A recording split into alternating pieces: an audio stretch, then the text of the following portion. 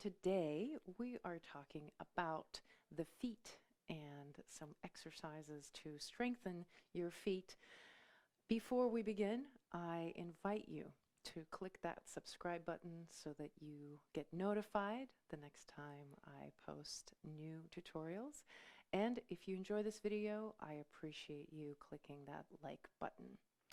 All right, why are feet important? Well, obviously because we stand on them all day long, and when we're dancing, we're really depending on our feet to make it through the night, whether it be 2 hours or 4 hours or 6 hours. Now, you might not know this, but there are 26 bones in the feet. That is an enormous amount of bones, and it takes a lot to keep the feet healthy. And we as dancers have two main obstacles to overcome in terms of our foot health. One is that our shoes that we wear a lot of times are very binding to the foot, especially if we wear heels. So the foot ends up staying in the same position without really moving through the full range of motion. And that is the second obstacle that we have, is that when we wear shoes that are more restrictive, whether it be dance shoes or maybe it's just casual shoes that are really stylish but are not very comfortable, over time we might lose the ability to articulate all of those 26 bones in the feet. And so we lose some of the capacity that the feet have to balance, to stabilize, to stay buoyant, to articulate, and to be beautiful.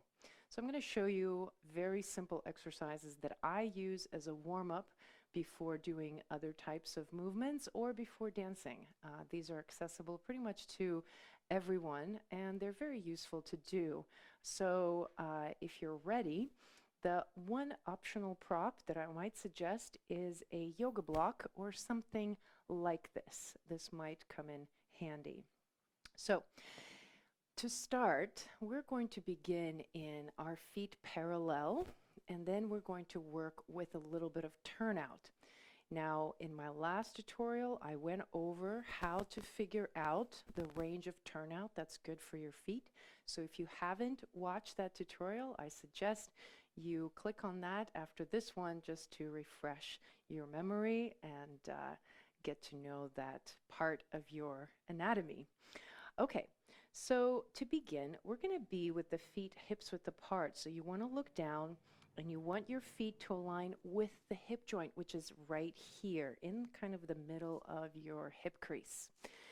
We're going to do a very simple movement to start. We're going to bend the knees until you feel that you can't bend anymore without your heels lifting. And then from there, you're going to stretch your legs, and then you're going to shift up onto your toes. And then go ahead and release down the heels to the floor, bend the knees again, and then stretch them up and come up onto your toes as high as you can from a different angle. So let's come down and coming up and press up and down. Good. So this was just a way for us to get to know the movement. If you felt very wobbly, feel free to be at the wall or grab a chair and have a chair next to you so that you can grab it. If you want to use a block for our next phase of this exploration, you're going to take the block, put it between your thighs. And what this is going to do, it's going to help you be aware that your knees are tracking along in the same direction with your feet, which in my last tutorial I talked about how important that is for your knees and your feet to stay healthy. So I have the block between the thighs. We have the feet hips width apart. Your hands can come to your hips, and here we go. We're going to bend the knees. Now from here, go ahead and lift the heels without changing height. So go as high as you can with the heels, and then stretch up and release. Two more. Bend the knees, lift up, stretch up, and release. One more time. Bend the knees, heels up, stretch up, and release. Now reverse, going up, bend the knees, heels down, and going up, bend the knees, heels down, and stretch one more time. Go up, bend the knees, release the heels, and stretch. Good. Now, I don't know about you, but I was hearing all sorts of popping during those motions. So that's one of the things that you'll discover, is that these movements kind of get things moving around and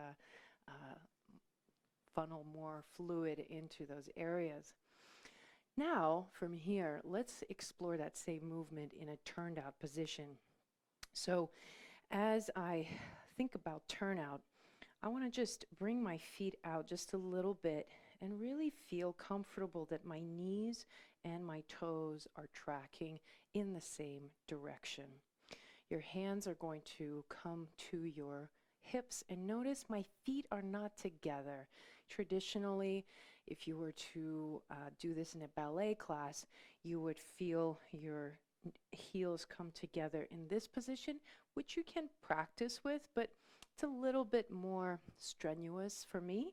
So I prefer to do this with my feet and my knees slightly apart. All right, so here we go. Same exact thing. We're going to bend the knees. Now, as I bend my knees, I only am going to bend them until I feel I can't go any further without my heels lifting. At that point, I'm going to push into my feet and lift the heels as high as I can. Push up all the way, and then release. Bending the knees, really looking to articulate through the whole foot. Coming up and release one more time. Bend the knees, heels up, stretch up, and release. Let's reverse. Going up, bend the knees, release the heels, and stretch. Going up, bend the knees, release the heels, and stretch.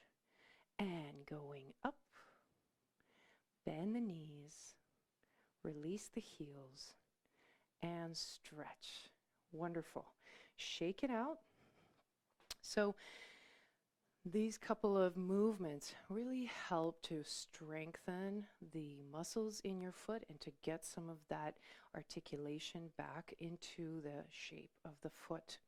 The last thing we're going to do is we're going to think about the buoyancy of the foot. So the feet are meant to be very buoyant, and if you were to put your feet together, actually imagine a dome that's created by the two arches of the feet. So when your feet are together, they form a little dome on the inside, and your body is able to kind of rest on top of that dome. So we're going to exploit some of that buoyancy so that we gain again that articulation through the toes. So you're going to stand and you bring your weight into your right foot, for example. I'll mirror you. The other foot is going to be right in front. And what I'm going to do is I'm going to think about jumping just with my free leg. So I'm going to show it to you in slow motion. And actually, let's do it together in slow motion first. So bring your heel up and come up onto your ball mound, and then come up onto the toe. And then ball mound, heel. Let's do that one more time. Ball mound, toe, ball mound, heel. Good.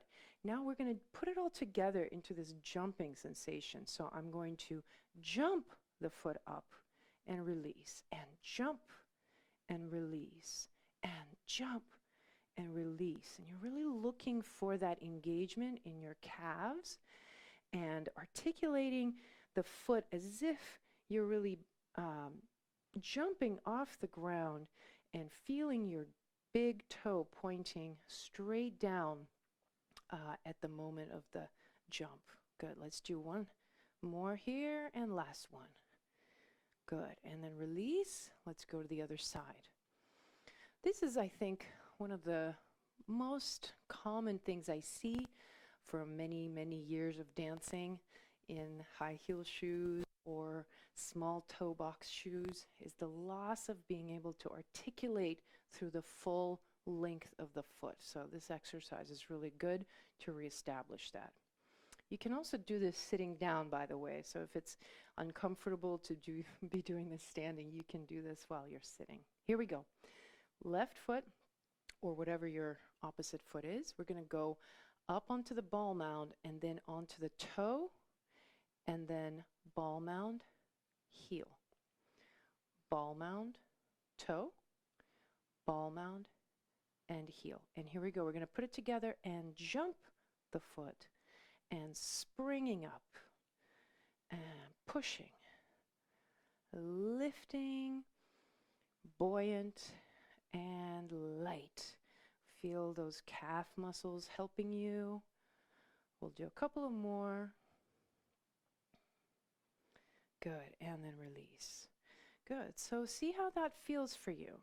I find that just doing these couple of small exercises does help me a lot with balance, and also it helps my feet to last longer. So if you're planning to do a lot of dancing, spending lots of hours on the dance floor, it's good to do something to prepare the feet for that.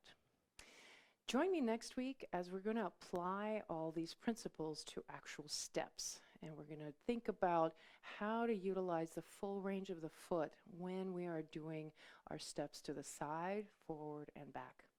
I look forward to sharing with you next time. Until then, have a good one. Ciao.